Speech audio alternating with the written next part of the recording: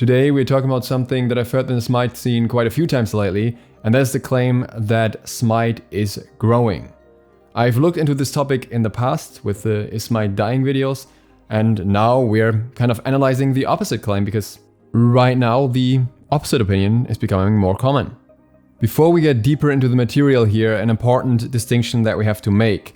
I am not going to talk about the last 2-ish months specifically, where we will obviously see a growth in player stats because everyone has to stay inside. That is not the part that I will focus on when analyzing this. I am well aware that the numbers that we have in this period are somewhat boosted. I will more look at everything that happened beforehand because I happen to take some snapshots of the stats beforehand as well. So we'll have a good overview of how things were, excluding the very recent events.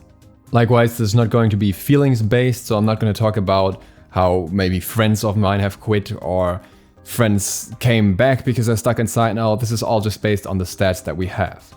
The stats we're going to look at are the Twitch stats, the YouTube stats, the Steam charts, the PS4 stats that are somewhat available now, and some Xbox stats as well. Let's begin with the Twitch stats, which have a few flaws with them. So currently on SMITE Twitch, we generally see viewer numbers of 3,000 plus. We have situations where we have 4,000, 5,000, even 6,000 viewers. So it's very fluctuating in the exact number, but it's definitely more than it used to be. In my first video when I talked about this, it was around 2,000 to 4,000 viewers maximum. Also, we additionally have at least 1,500 viewers on Mixer, that's at the dead times, and then more throughout the day.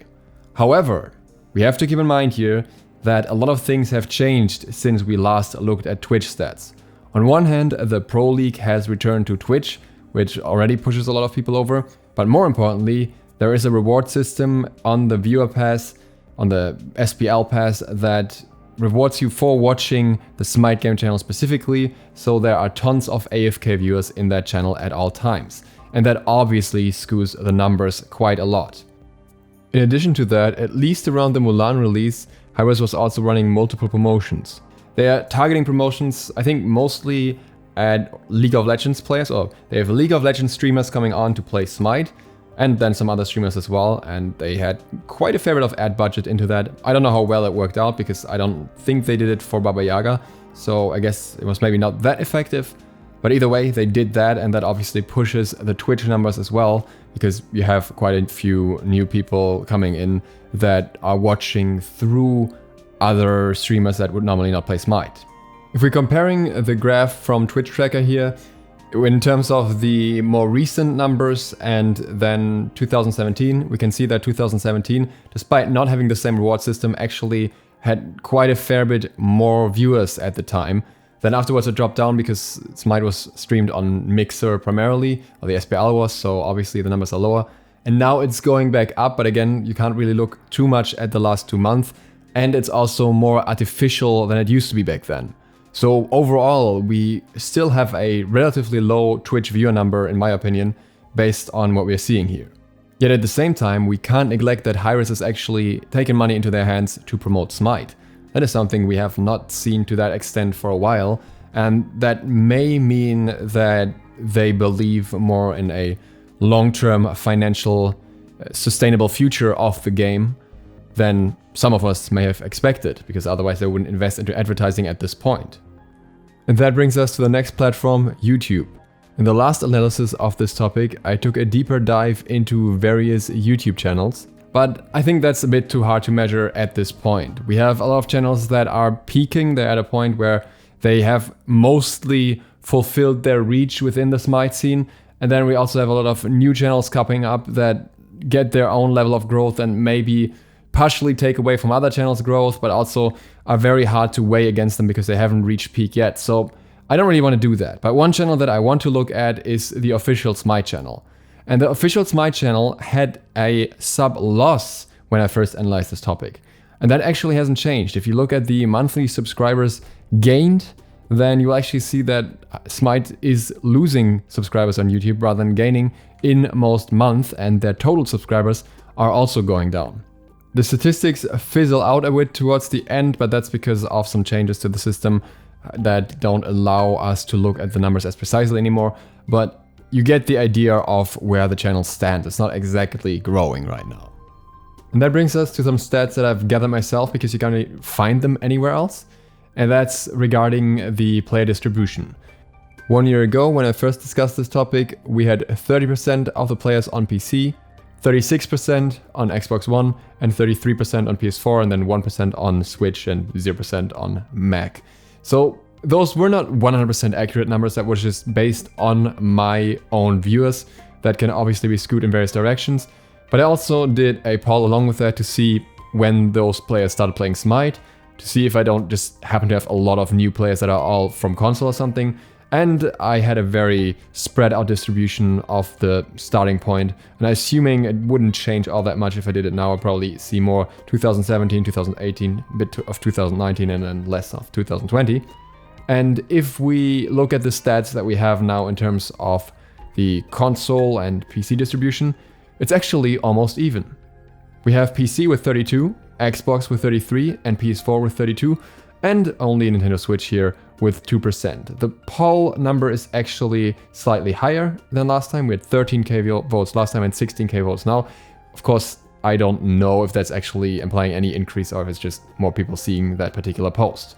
But either way, we can see that it seems like the platforms have evened out a little bit compared to back then. And what's even more important when it comes to platforms is the distribution on PC, because we will need that. I made a poll asking on which platform people are currently playing SMITE if they're playing on PC. So 3 options: Steam, standalone client, or not playing SMITE on PC but wanting to see the results. We have 44% on Steam here and 12% on the standalone client. Then as a follow-up I asked, what platform were you playing on 1 year ago? Specifically again, the PC players. And here we can see a different distribution, and this is very important. Because here we can see that 1 year ago, 33% were playing on Steam and 20% were playing on the standalone client. This is because over the year, people have been pushed more and more towards Steam. Not only were there a lot of issues that were only in the standalone client, but also the standalone client is somewhat removed from being installed directly. You can work around that if you Google a little bit, and there are still ways to get the standalone client if you search a little bit, I think, at this point. But it's just much easier for most players to play on Steam and make the switch at this point. And this is important because it tells us something about the Steam statistics. And the Steam statistics always had this flaw that we couldn't really tell how many PC players we actually have, because while we do see these values going up or going down, we don't know how much of that is affected by the shift of already existing players from the standalone client to the Steam client. And here we actually see a very interesting development.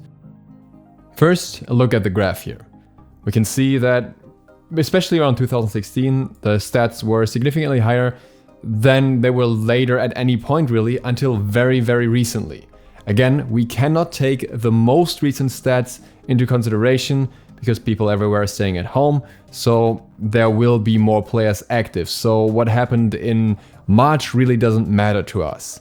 But if we look at the absolute values, then we can see that last year in February 2019, we had an average player number of 7,131. Keep in mind that this average factors in day and night, so high population, low population time. So this doesn't really tell us how many players there are exactly. And you can see the peak players at the end tell a bit of a different story. But rather, it just gives us an overview of the relative numbers. And the other number that we're looking at is February 2020, when the world was still working as normal. And here we had 10,590 players on Steam. That is a 48% increase, or almost 49% increase in player gain within 1 year. But without further knowledge, these players could all just be switching from the standalone client. So we have to look into that in comparison. And if we relativize the values, if we equal them to 100% and take out the people that voted just because they wanted to see the results, then the Steam players 1 year ago were 62% of the player base and are now 79%. Taking the raw values in consideration, not the results here, this is a 16% change, otherwise 17%. We don't know how many of those players were people that actually switched from one client to the other, how many were people that joined the game and started out fresh, and how many maybe just left the game entirely from the standalone client. But either way, the result here is still a very useful statistic for us overall. Because what we can do with this result is calculate the overall number of PC players. It's an estimation based on the poll that I had on my channel, but it will give us a solid idea. And based on that, the total number of players in 2019 in February was 11,501 average. Meanwhile, the average player number in February was 13,405. So we can definitely see an increase here of roughly 2,000 extra players, which is a decent percentage, so like roughly 20% more in total. So while other statistics outside of the Steam charts may not necessarily indicate it, we can see a significant increase in the player base on SMITE PC here. Very, very likely. And again, this is not factoring in any increases after February, so we don't know how much of that will last in the long run, but we have even higher numbers right now, that's worth saying. And then we also have 2 other platforms to look at. Unfortunately, none of the consoles actually releases any official information at the moment, but the website Gumstart, not GameStart, Gumstart, has a very interesting method in how they got some numbers through a leak in combination with achievements. There's a long description on their website that you can check out if you're interested in the details. But this statistic isn't 100% accurate, but it gives us a rough overview. And here we can see that on PS4, we had a total player count of 7 million of people that have touched the game at some point. These are not active players. And roughly 280,000 monthly active users. The problem here is that that only counts new players and players who earned at least one new trophy. So somebody who plays very long term may not earn any new trophies anymore. Then again, new gods always give us new trophies usually, so most players should at least on a somewhat regular basis earn at least some trophies. And 3,100,000 players have earned at least one trophy, so half of them dropped out before they ever earned a trophy in SMITE. Those are probably not very active players. And there are 32,000 accounts with nothing but SMITE. On Xbox, the stats on GameStart also don't look bad. We have a total player count of 8,600,000. Again, this includes everyone who's ever touched the game. But monthly active users here are much higher with 570,000. I'm not quite sure what causes this disparity, and that's one of those issues where I think these platforms are a little bit inaccurate on this website. But we also have a smaller increase in players here, which would make sense.